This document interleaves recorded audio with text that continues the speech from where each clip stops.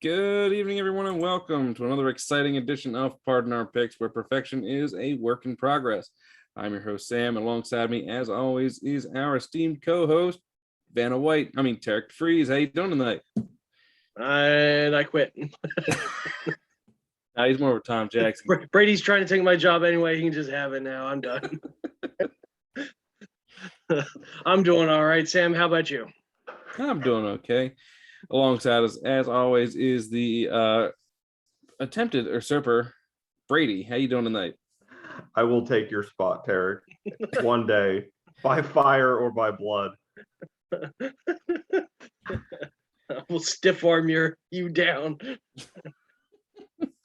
No. Of course, Pardon Our Picks, where perfection is a work in progress, is brought to you by Morningwood Crafter, morningwoodcrafter.com, powered by design, crafted by hand, and Into Deep Band. Come and see their spooky show this Friday at Fishhead Cantina. Should be a good show. Speaking of good show, this past week was definitely a bit of a show. What do you guys think? I mean, I've got to say, the Bengals' performance against the Ravens was impressive. I definitely think they're for real for now.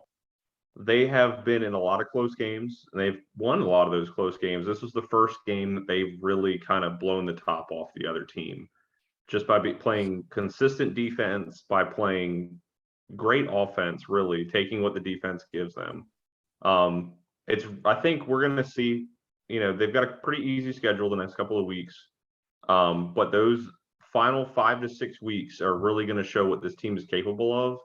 But if Joe Burrow and Jamar Chase can continue this torrid pace that they're on these first 7 games, I could definitely see them winning their division. Yeah. So with this was like the perfect situation that fell in favor of the Bengals. So they're doing well. They showed their colors. They show they're a strong team. But at the same time, I feel like this was an off week for Baltimore. They missed tackles. They're not throwing the right routes. They're missing throws, interceptions, sacks, like everything. I think it just went. Everything fell into direction from what I saw. Like everything the Ravens tried to do. So you go back to the Monday night game, the fourth quarter comeback. They show what they can do when they're on, and they were not. They were off at the same time the Bengals were on, and so it just swung in that way. So I think they did find a couple of loopholes.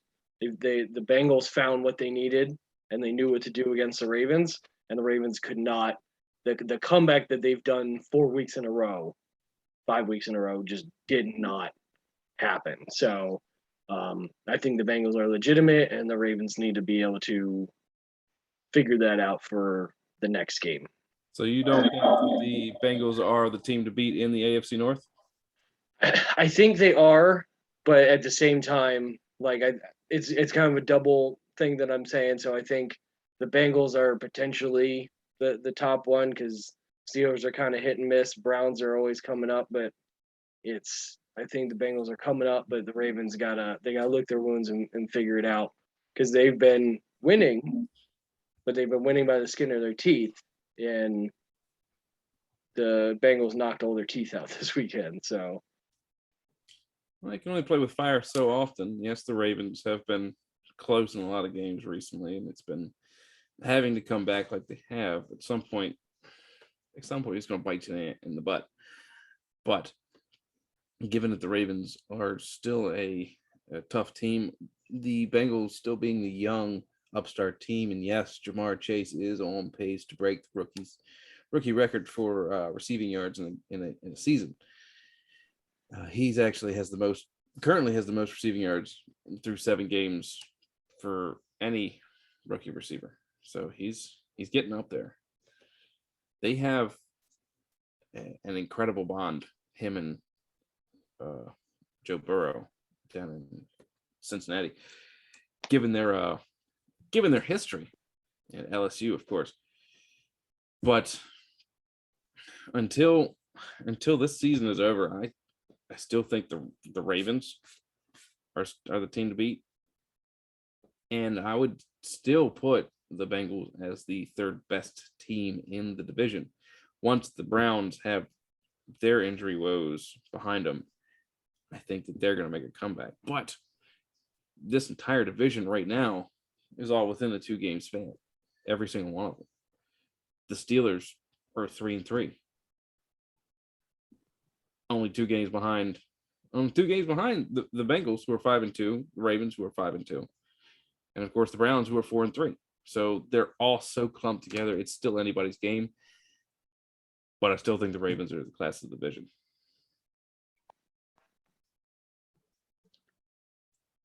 So, Awkward silence.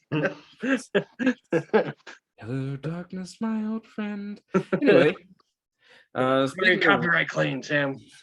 Speaking We'll never make the money Brady wants now. Speaking of tight records, let's take a look at the standings for the week.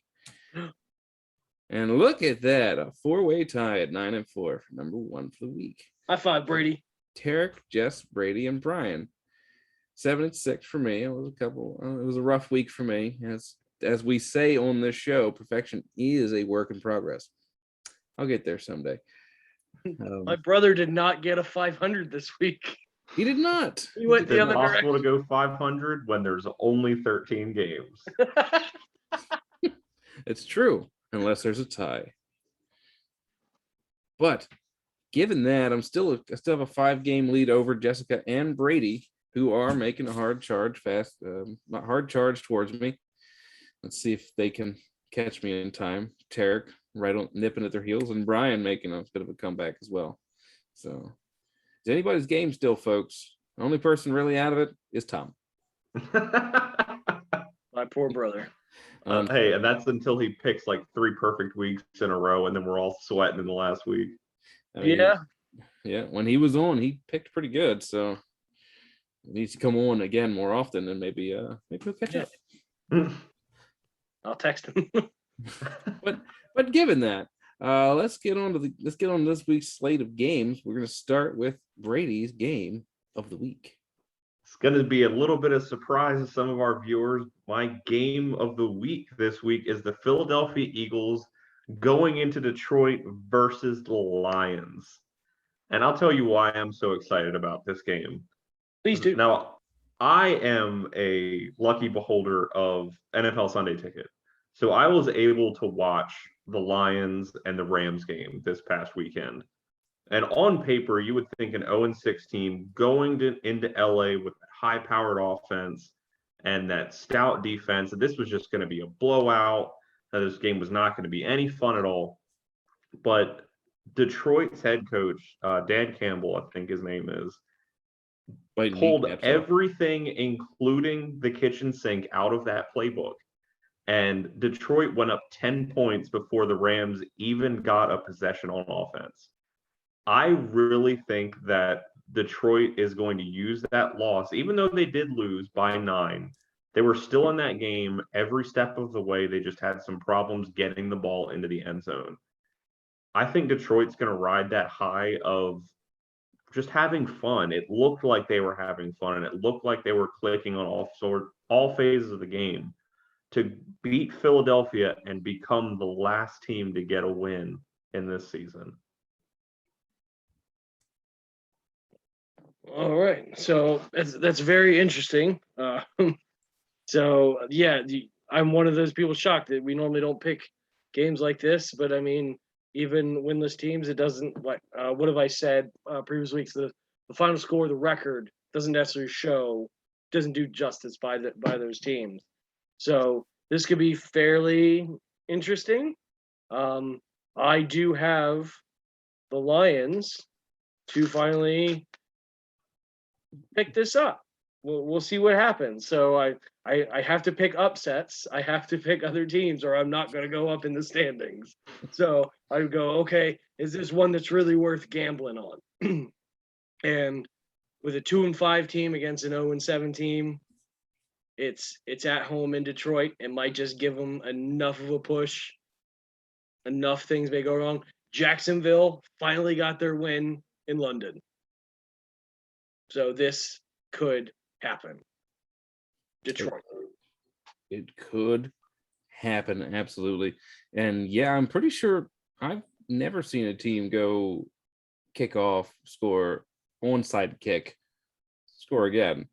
Well, you forgot the fake punt in there that they threw as well Oh, to fake punt. continue the That's right. drive to get that extra 3 points. But given the fact that you were 0-6 at the time, I mean, you just kind of throw everything out there, like you said. What's it Kitchen gonna hurt? sinks, kneecaps, it doesn't matter. Dan Campbell's down there biting everything. What are we gonna do? Go 0-7? But yeah, they were quite impressive given the fact that they were going against a really high-powered defense in the Rams. The Rams, of course, eventually kicking it into high gear and taking the victory. But I do like the spunk of the Lions last week, and I do believe that they have it in them. The Eagles have disappointed week in and week out, and I hate picking them, and I picked them last week, and they disappointed me just like they always do. But given this week, the Eagles, another weekend, I still got the Lions winning first victory of the year. Clean sweep. Jump up in the rankings if you're picking Let's go the same Lions. team as me. Everybody loves an underdog. That's what we learned tonight, folks. Indeed. Given that, let's get on to the next game of the week. Tarik, who's your game of the week? All right, so I went the other end of the spectrum than Brady. Is it better? Who's to say? Better. But I've got the Bucs and the Saints. I think this is continues. What? I said the rivalry continues. Boom, boom, boom. We're gonna build this up. It's gonna get palpable. We're gonna be able to taste it. Please don't lick each other. I didn't say that. You can't quote me. It's not like this is being recorded or anything. Yeah. It's not like we have a large audience. Yeah, exactly. All 4 people saw this. Yeah. And they're like, oh, wait. Yeah, Tarik is a little bit like that. Okay, never mind. So I got the Brady's, the Tom Brady's, and the Saints. So the Saints have surprised me this year. I did not think they were going to do well with Drew Brees retiring last year. But they've got a winning record. They're showing they still got some. I'm gonna borrow Sam's word. It's our vocab word of the day. Spunk. They still got some spunk left. They've still got some remnants of what helped Drew Brees and the Saints win more, dominate their division while he was still around. So I think I'm gonna go that Tom Brady and the Tom Brady's that they do well. We know they're dominant. They've got all their pieces in place. 6-1 record, winning most of the NFC. But I'm going to go with another upset here, and I think the Saints are going to be able to topple them, give them their second loss, and run up in the rankings here. Tarik looking to go 0-2 for the week. I mean, I'm kidding. I did pick the Lions too, so I'm anticipating a loss there. Anyway, the Saints defense has been incredible the past couple of weeks. However, you got to look at some of the teams that they played. I don't have to do nothing. Last week, they played a heavily depleted, quarterback-less Seahawks team starting Geno Smith. Starting running back out, had to play Alex Collins instead. Their only score came on an 83-yard pass to DK Metcalf, which thank goodness he got that because it helped me win my fantasy game. But we don't want to talk about that because I had that in the bag. And last night, Brady came out from behind and beat me. So we're not going to talk about fantasy. The rivalry continues. Ooh. Anyway, given that the Tom Brady's are a pretty good team, and the Saints have not really beaten a lot of teams with substance this year, it's hard for me to pick against Tampa Bay in this one. I got them going 7-1. I was looking at this game too.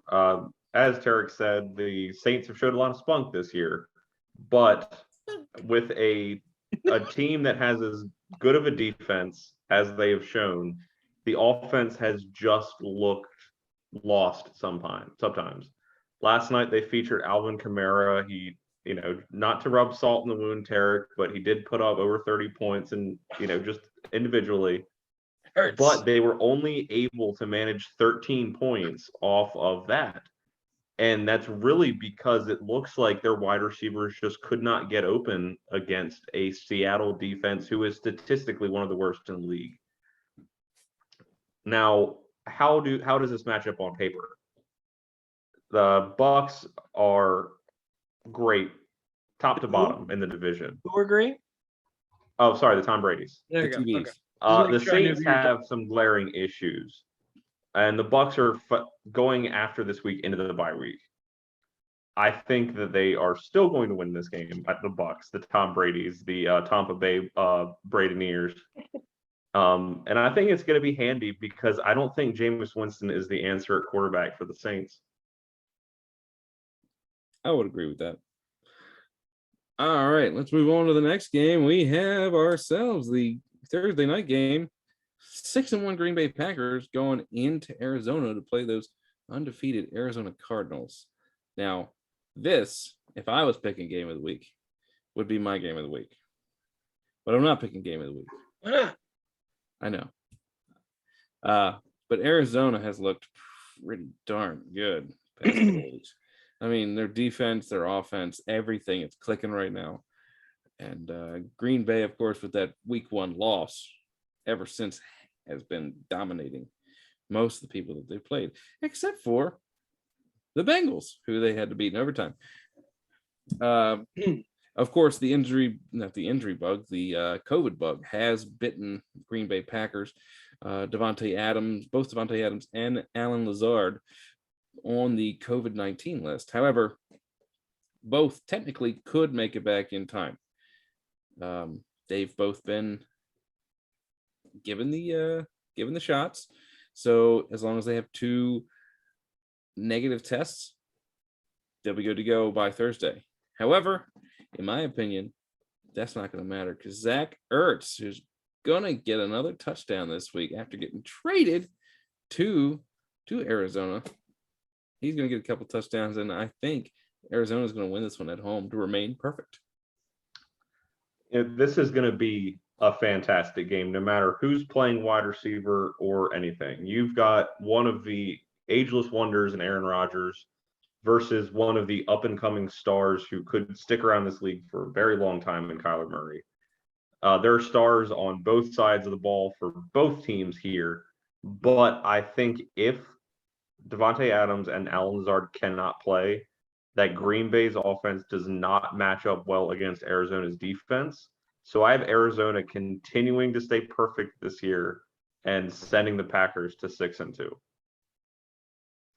All right. Well, that went a different way than what I was expecting it to go, since we all know Brady's feelings about Aaron Rodgers. He's a great man. It looks a little weird with the long hair, but Yeah. Well, I think he's trying to bring out his ex of Danica Patrick. He's trying to maybe He's trying to get a little Brady's Aaron trying to be Rodgers. Danica Patrick. I mean, if he gave me money, I would be Danica Patrick. You want some of that State Farm money? Oh yeah. This one goes out to You want the special Rodgers rate? This episode's taking a turn, guys. Bring it back in. So, possible segue. So, I don't know where this term comes from, but I was planning on using this as blowing smoke up Brady's butt. Don't know where that term comes from. Don't know why that's a good thing, but I'm picking the Packers because they've looked really good. They're only like you guys are saying how dominant the Cardinals are going to be, and you got 2 really good teams. Teams that have looked really good. I was watching some of the Packers game on Sunday. They're not looking shabby, so I think it's going to be a really close game. But I think the Packers are going to be able to pull out with this one. Okay, Tarik with the Green Bay pick. All right, guys, let's move on to the next game. We have the Tennessee Titans going against the pretty surprising Indianapolis Colts. 3-4 right now. I think this is going to be probably the highlight of the week, honestly. With this being a divisional game, with Derrick Henry on his torrid pace. And now, granted, we're all going to forget about Carson Wentz's horrible interception that he threw in the red zone last week, because that was butt fumble levels of embarrassing.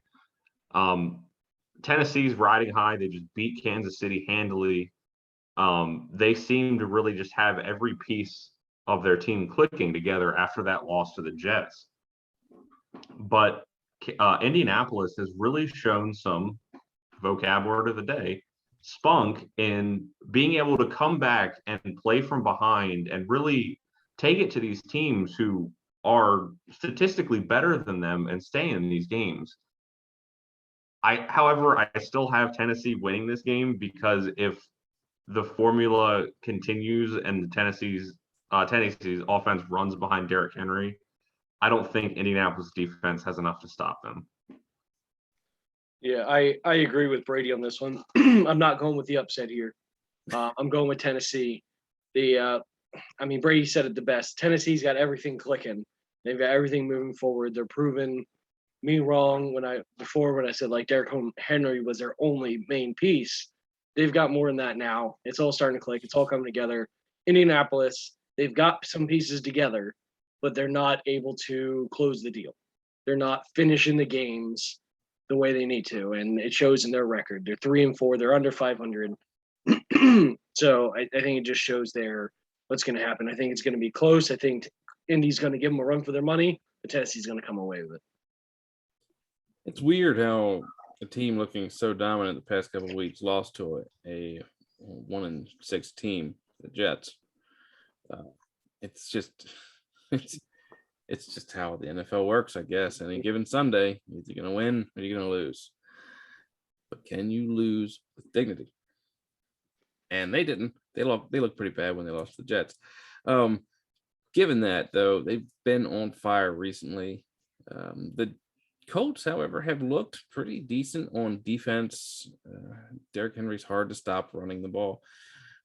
And their run game in Indianapolis has actually picked up. So, they've started to get some things clicking. Carson Wentz has looked better than I anticipated for the season. The only thing not clicking in Tennessee is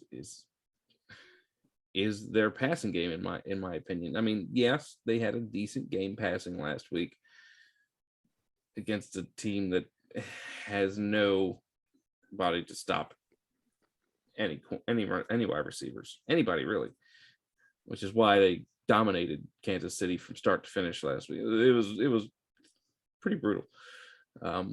Given that, though, I am going to pick I'm picking Tennessee. Can't do it.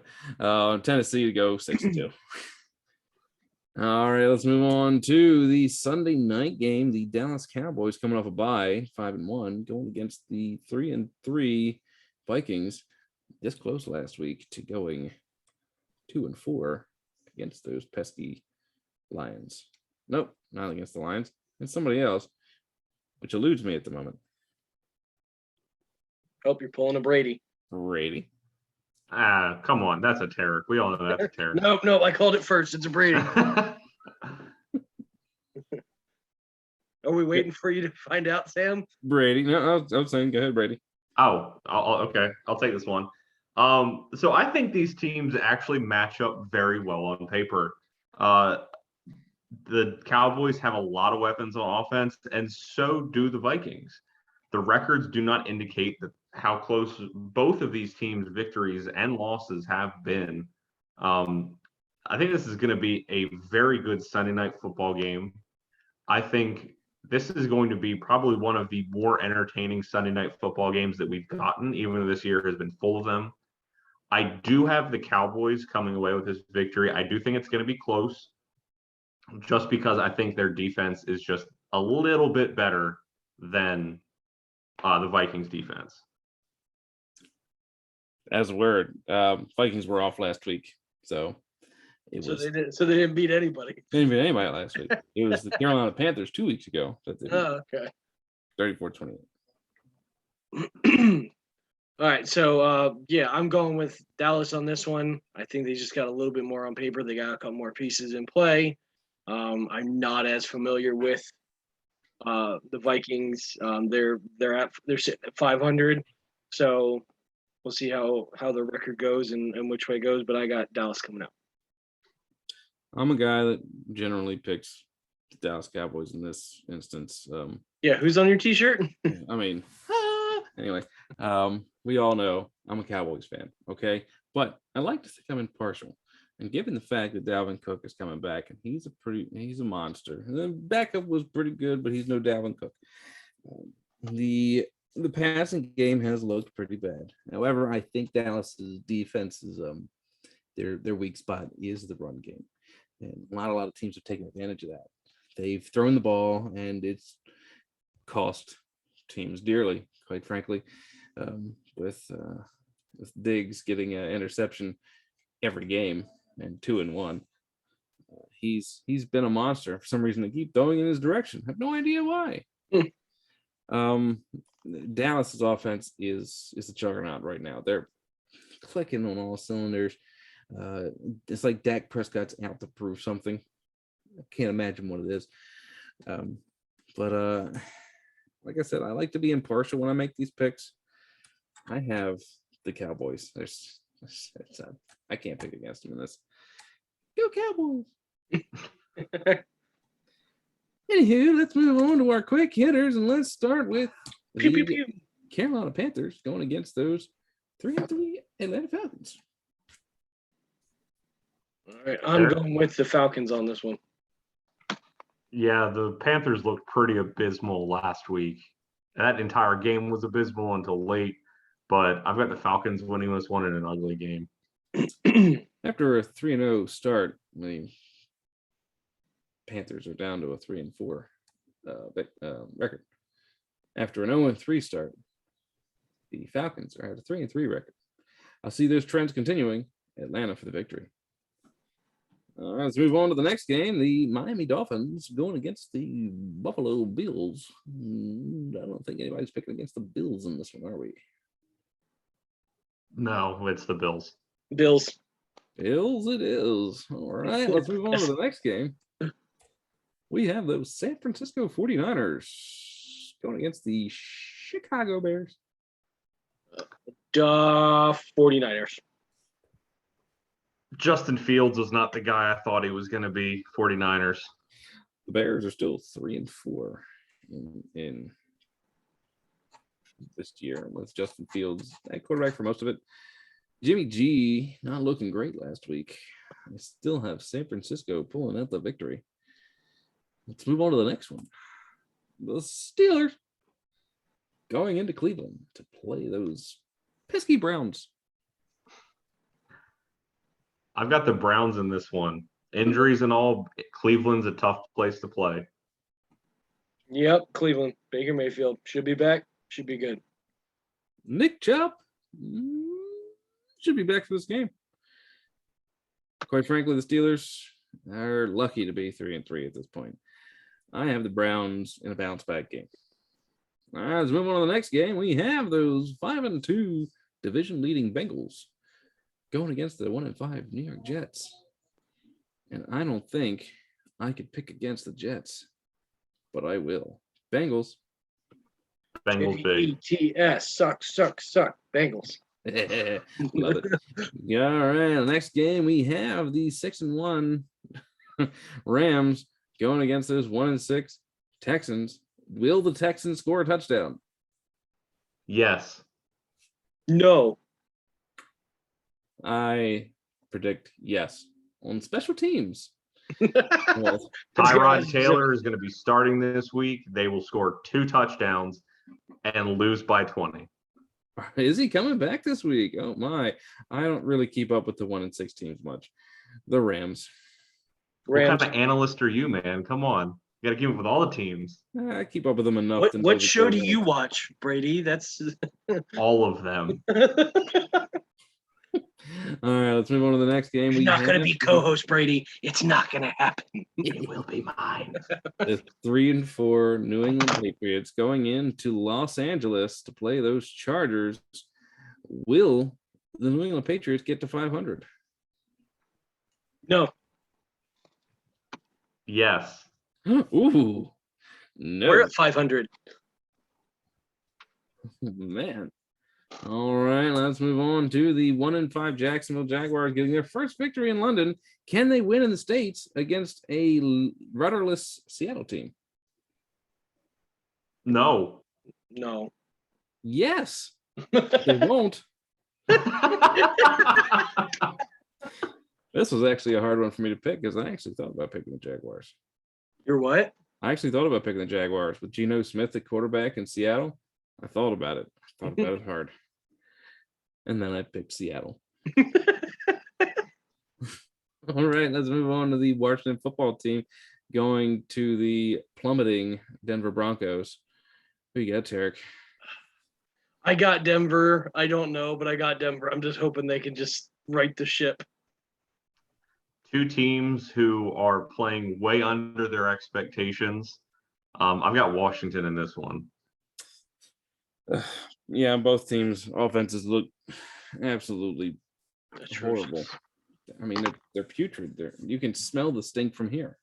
I would rather have the Jets offense than these two teams' offense at this point. And the Jets just picked up Flacco. Yeah. Because Wilson is out for a couple weeks. Nevertheless, I did actually pick the football team this week. Which football team? I don't want to say. That one with a W. Ah, okay, gotcha. All right, let's move on to the next game. We have the Monday night game. The New York Giants with the victory 2 weeks ago. Not last week, but 2 weeks ago. Going against those Kansas City Chiefs who, for some reason, just keep throwing picks. This is going to be a bad game if you're a Giants fan. I think this is going to be a Mahomes bounce back week. I think he's going to put up record numbers for himself. Casey by a lot. Yeah, I think he's finally going to shut up his brother and his fiance from talking on Twitter and causing problems. And so I think Kansas City's going to win. And Tarik, that's why you're the co-host. You check out Twitter and I don't. I hear about it on the radio. I hear about it on 105.7. I was trying to throw you a bone there, bud. I know, But you but know I who don't does get have on a Twitter account? I'm not on Twitter. Neither The am I. real co-host. Shots fired. Anywho, I have the Chiefs in this one, and it ain't gonna be close. All right, folks, there we go. All right. Thank you guys for watching. Subscribe if you want to keep up with our content. Leave us a comment. Let us know who you think's going to win. Let us know if you think we're right or wrong. Let us know who you think the better co-host is. It's me. No, it's not. Let's be honest. Come on. You're not a co-host. You're a guest, so you can't. But I'm a co-host. If they say I'm a co-host, I'm a co-host. You Therefore, I have to come by back every definition. Because you're not Listen. a co-host. All I know is I am a staple and will never miss a video ever. Shots fired from the host to the former co-host. All right, guys. Have a good one. I'm Tarik. I'm Brady. And I'm Sam. Interrupting. Have a great football week. Oh, I thought we were going one word at a time. You Have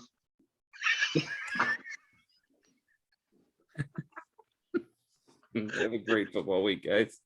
All right. Bye, We guys. lost it.